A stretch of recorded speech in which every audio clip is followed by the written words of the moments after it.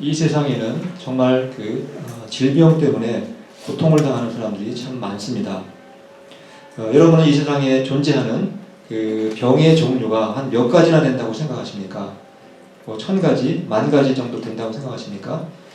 제가 인터넷을 좀 찾아보았더니 앞에 잠깐 스크린 보시면 이 세상에 존재하고 있는 그 질병의 종류의 개수가 3만 가지 정도 된다고 합니다.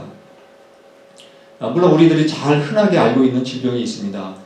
가장 흔한 감기도 있고 또 당뇨도 있고 또 고혈압이라든가 또 백내장, 위궤양 등 우리가 알고 있는 질병도 꽤 많습니다.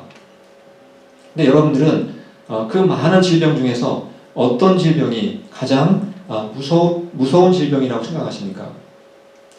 요즘 한국에서 어떤 질병이 가장 무서운지 여론조사를 해보았다고 합니다. 옛날에는 제일 무서운 병 제1위가 암이었는데 요즘에는 암을 제치고 치매라는 질병이 1위로 그렇게 올라갔다고 합니다. 사람들이 가장 걸리기 싫어하는 병이라고 합니다. 그런데 사실 무섭지 않은 병이 이 세상에 어디 있겠습니까? 우리가 성경을 읽다 보면 여러 가지 질병에 걸린 사람들을 성경에서 우리가 찾아볼 수가 있게 됩니다. 성경에서 여러분 보실 때 성경에서 말하는 질병 중에서 가장 무서운 질병은 무엇인 것 같습니까?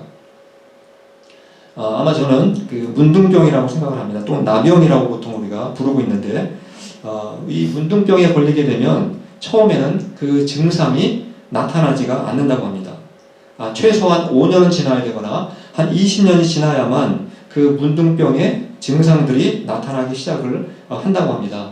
근데 그 증상 중에서 가장 큰 특징은 바로 몸에 통증을 느끼지 못한다는 것입니다. 고통을 느끼지 못하고 아픈 것을 느끼지 못한다는 것입니다. 그래서 손이 불에 데어도, 불에 타도, 또 못에 찔려도, 또 손발이 잘려나가도 아무런 고통을 느끼지 못하게 된다는 것입니다.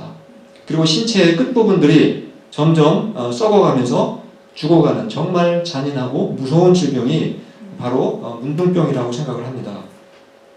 저는 가끔 집에서 이제 잔디를 깎거나 또 나뭇가지를 치다가 가시에 찔릴 때가 상당히 많습니다. 근데 이 가시가 피부 속에 들어갔는데 끄트머리가 바로 잘리는 바람에 피부에 박힌 채 그렇게 있을 때가 있습니다. 워낙 바늘보다 더 작은 가시가 박혀 있지만 그럼에도 불구하고 굉장히 통증이 있는 것을 느끼게 됩니다. 그래서 그런 경우에는 돋보기를 이용해서 그 가시를 바늘로 끄집어낼 때가 있습니다. 근데 우리가 그 작은 가시가 찔렸을 때 그 고통을, 통증을 느끼지 못하면 어떻게 되겠습니까? 아마 찔린 부분이 염증이 생길 겁니다. 그리고 점점 심하게 되면 더 많은 문제들이 아마 생기게 될 것입니다. 근데 문둥병은 이 가시 정도하고는 비교할 수도 없는 것입니다. 손에 가시가 아니라 대못이 박혀도, 그리고 불에 데어도, 못에 박혀도, 칼에 찔려도 전혀 통증을 느끼지 못하는 병이니 얼마나 이것이 무서운 병이라는 것을 우리가 알 수가 있습니다. 물론 우리도 우리 몸에 고통이 있거나 통증이 있으면 굉장히 괴롭습니다. 그래서 우리가 가끔 진통제를 먹기도 합니다. 그러나 사실 또 한편으로 생각할 때 내가 현재 진통을 느낄 수 있다는 것, 내가 통증을 느낄 수 있다는 것이 결코 나쁜 것만은 아니다라는 것을 우리가 이해를 할 수가 있게 됩니다. 우리가 어떤 병에 걸렸는데 아픈 것을 전혀 느끼지 못하고 통증을 느낄 수 없게 된다면 그 병의 원인을 찾아내기도 어려울 뿐만 아니라 아마 치료하기도 굉장히 힘들게 될 것입니다. 그런데 우리는 우리의 육신뿐만 아니라 바로 우리의 그 영혼도 역시 병에 걸릴 수 있다는 사실을 알고 있습니다.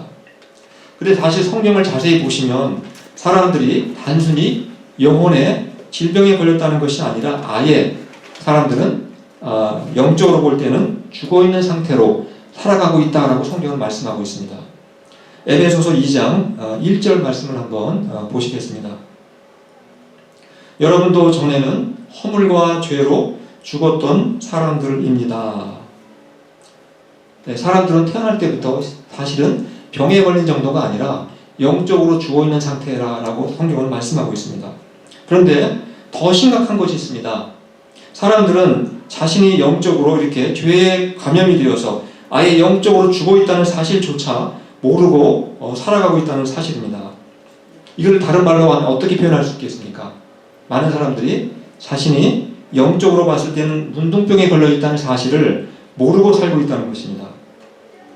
문둥병 환자가 몸에 통증을 전혀 느끼지 못해서 손이 못에 박히거나 또 불에 대어도 전혀 느끼지 못하는 것처럼 바로 영적인 문둥병에 걸린 사람들 역시 자신의 영혼 속에서 지금 어떤 일이 일어나고 있는지 전혀 느끼지도 못하고 또 아무 일도 없는 것처럼 그렇게 살아가고 있다는 것입니다.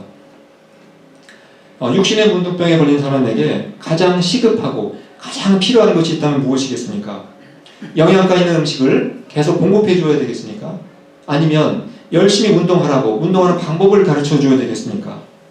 문둥병에 걸려있는 사람에게 가장 시급한 것은 당신이 문둥병에 걸려있다는 사실을 깨닫게 해주는 것입니다.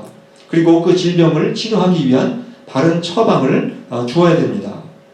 그렇다면 우리가 우리의 육신이 아니라 우리의 영혼의 문둥병에 걸린 사람들에게 있어서 가장 시급하고 가장 필요한 것은 무엇이겠습니까? 그 사람의 영혼을 죽게 만드는 그 원인인, 근본 원인인 바로 죄를, 숨은 죄를 깨닫게 해주고 그것을 찾아주는 것이 훨씬 급하고 시급하다는 사실입니다. 보통 우리가 육신에 이제 병이 생기게 되면 그 무슨 병인지 어떻게 우리는 알아내고 찾아냅니까? 우리가 가장 흔하게 사용하는 방법은 피검사일 겁니다. 피검사를 해본다든가 아니면 초음파 검사를 한다든가 또는 CT를 촬영한다든가 MRI와 같은 이러한 검사 방법을 통해서 몸에 어떤 병이 있는지 우리는 찾아내게 됩니다. 보통 이제 피검사로도 찾아내지 못하는 이러한 질병을 MRI로 찍게 되면 웬만한 병은 다 발견할 수 있다고도 그렇게 이야기를 합니다. 그렇다면은 영혼을 죽게 만드는 바로 근본 원인인 숨은 죄를 찾아내고 그 죄의 정체를 찾아낼 수 있는 가장 효과적인 방법은 무엇이겠습니까?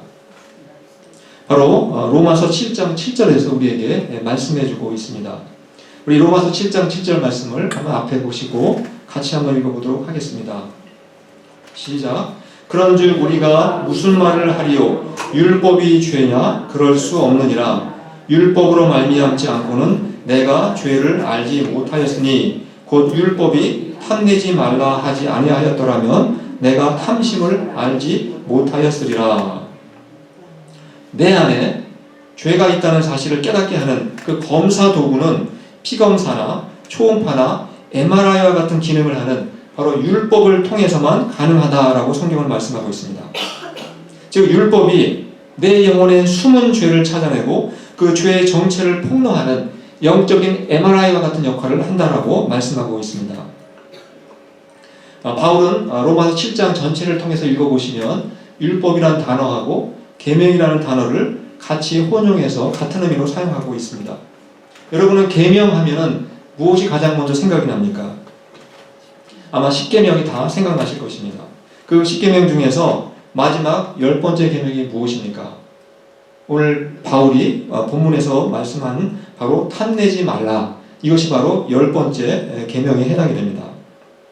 보통 사람들은 죄하게 되면 누군가를 내가 폭행을 하거나 또는 살인을 하거나 남의 물건을 훔치는 것, 그래서 눈에 띄는 어떤 외적인 행동으로 나타날 때 저 사람은 죄를 지었구나 이렇게 말을 합니다. 그래서 나라에서도 법을 만들 때는 행동으로 나타난, 겉으로 나타난 그러한 범죄만을 처벌하게 됩니다.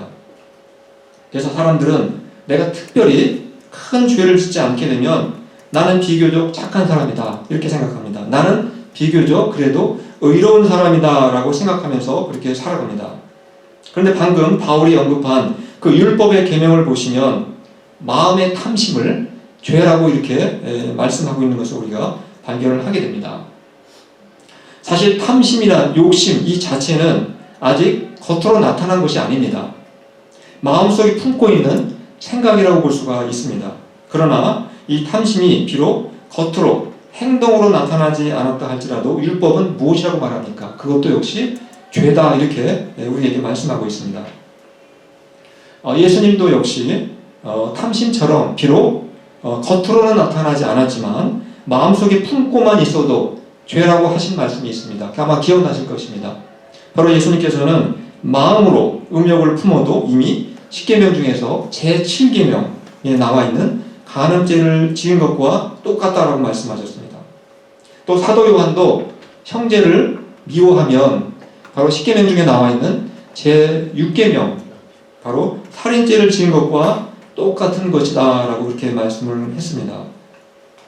여러분, 이 세상의 법으로는 사람들의 마음에 음욕을 품었거나 또 마음에 미움을 품었거나 그 마음속에 탐심을 품었다고 해서 벌금을 주거나 벌금을 매기거나 형량을 매겨서 감옥에 그렇게 넣는 일은 결코 없습니다. 그러나 하나님의 말씀인 율법은 비록 내가 겉으로 나타나지는 않았다 할지라도 마음으로 내가 이미 악한 생각을 품었다면 그것은 바로 죄를 지은 것과 똑같다 이렇게 말씀을 하셨습니다. 따라서 우리는 이 율법의 첫 번째 역할, 첫 번째 기능이 무엇인지 이제 알 수가 있습니다. 율법의 첫 번째 그 역할은 사람들이 평소에는 잘 모르고 짓는 그 숨은 죄가 무엇인지 밝혀주고 깨닫게 해주는 바로 그러한 역할을 한다는 것입니다. 그래서 오늘 우리가 읽었던 말씀 중에 로마서 7장 13절의 그 중간 부분에서 바로 지금까지 드린 말씀을 간단하게 바울이 요약을 해주고 있습니다. 우리 한번 같이 읽어보겠습니다. 7장 13절 중간 부분입니다. 시작. 오직 죄가 죄로 드러나기 위하여.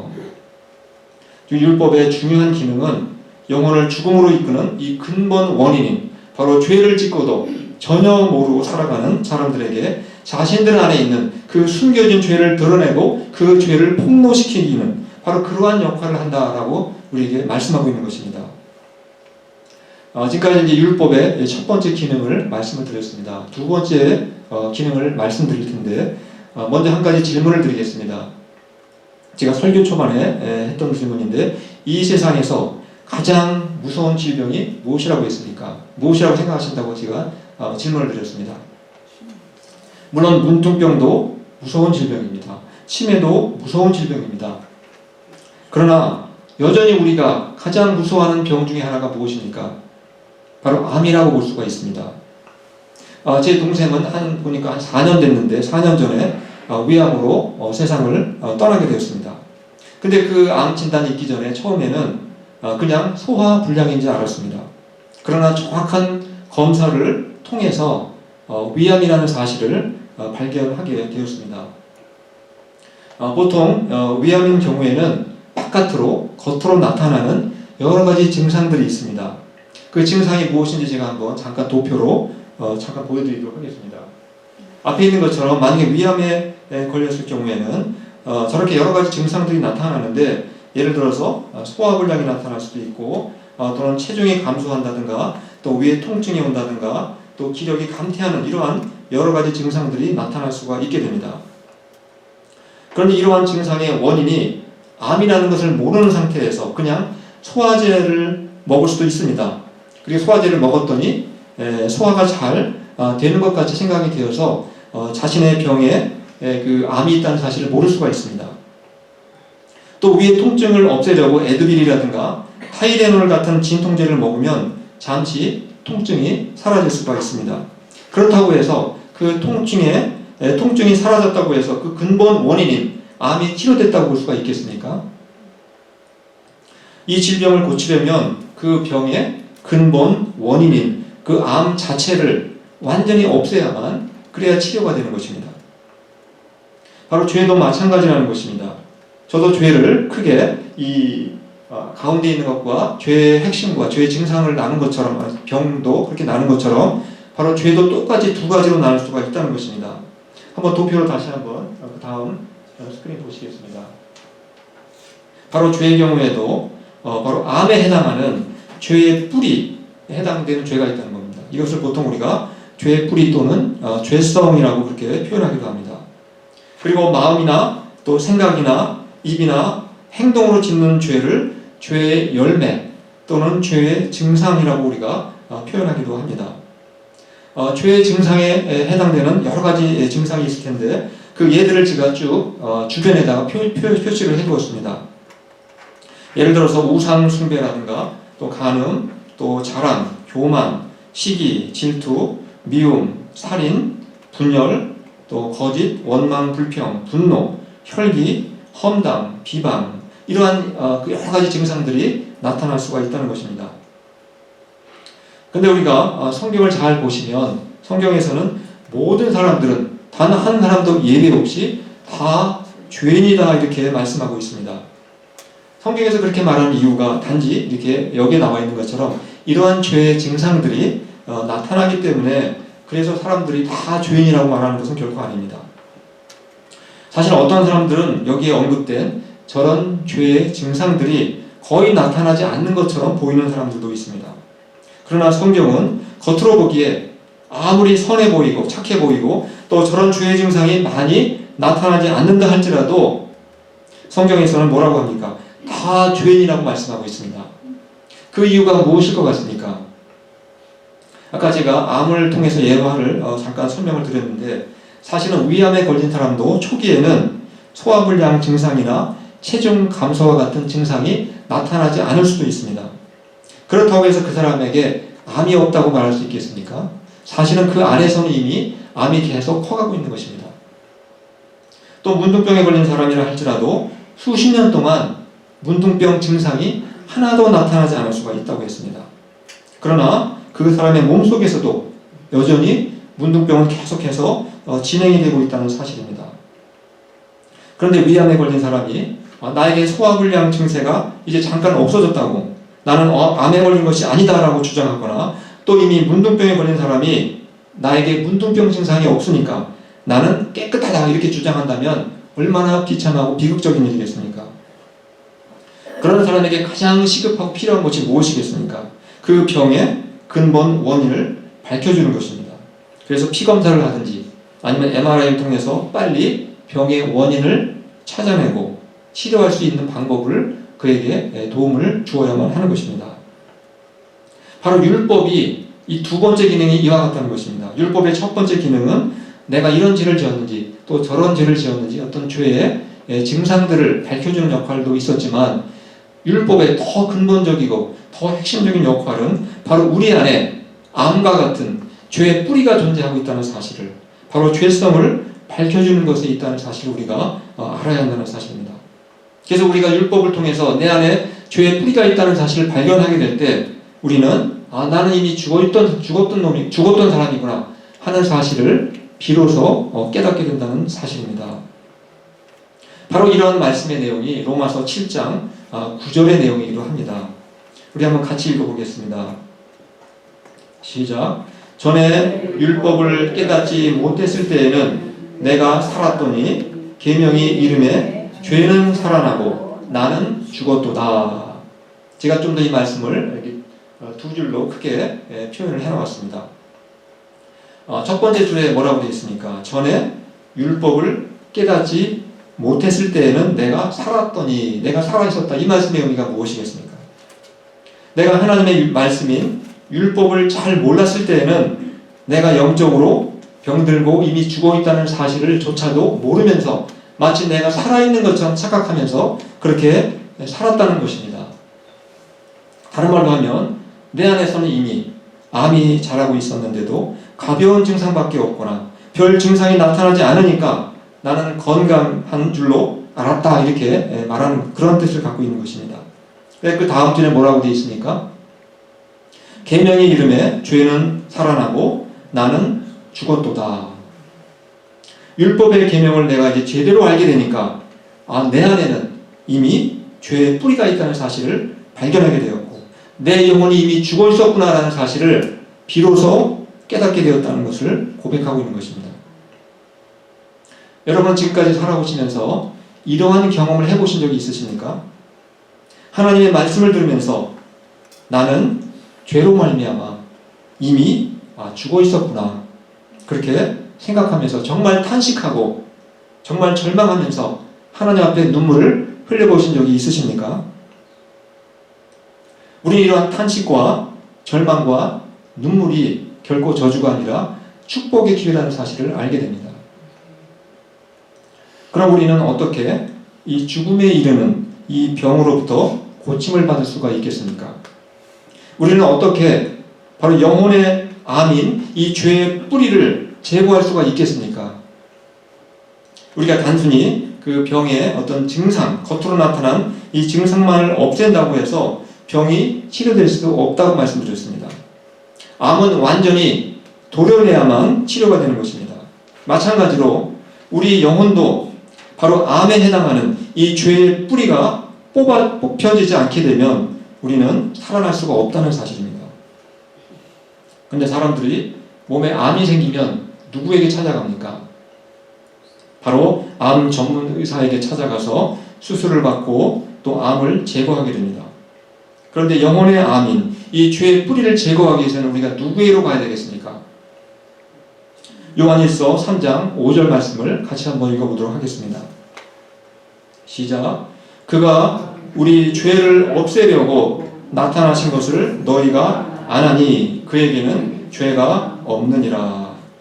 예수 그리스도께서 이 땅에 오신 목적은 바로 우리의 죄를 없애기 위해서, 죄의 뿌리를 없애기 위해서 오셨다는 사실입니다.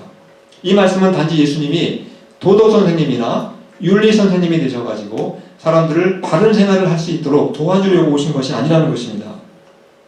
이미 예수님이 오시기 전에도 율법의 계명을 가르치는 교사들이 많았습니다. 또 선지자들도 있었고 제사장들도 많이 있었습니다.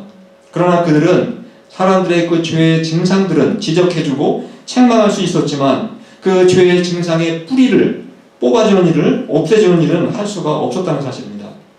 그러나 예수님께서 이 땅에 오셔서 바로 죄의 증상을 없애는 것뿐만 아니라 그 죄의 뿌리조차 뽑아내시고 제거하고 없애기 위해서 이 땅에 오셨다는 것입니다. 그럼 예수님은 그 일을 어디에서 하셨습니까? 바로 십자가에서 인간의 모든 죄를 짊어지시고 죽으심으로 그 일을 행하셨다는 사실입니다. 그래서 예수님을 영접하고 믿게 되면 바로 이 죄의 이 증상만 없어지는 것이 아니라 우리 안에 있던 죄의 뿌리조차 뽑히게 되기 때문에 우리가 시간이 흐르면서 우리는 죄의 열매를 맺기보다는 바로 성령의 열매를 맺으면서 살아갈 수가 있게 된다는 것입니다. 이러한 사람을 우리가 뭐라고 부릅니까? 한번 잠깐 스크린 보시겠습니다. 바로 이러한 사람을 성경에서는 새로운 피조물이라고 부릅니다. 새 사람이라고 부릅니다. 이러한 사람은 새 마음을 가지고 새 영을 가지고 부드러운 마음을 가지고 살아가는 사람을 의미합니다. 그리고 이러한 사람을 한 단어로 표현할 때 그리스도인, 크리스찬이라고 부르는 것입니다.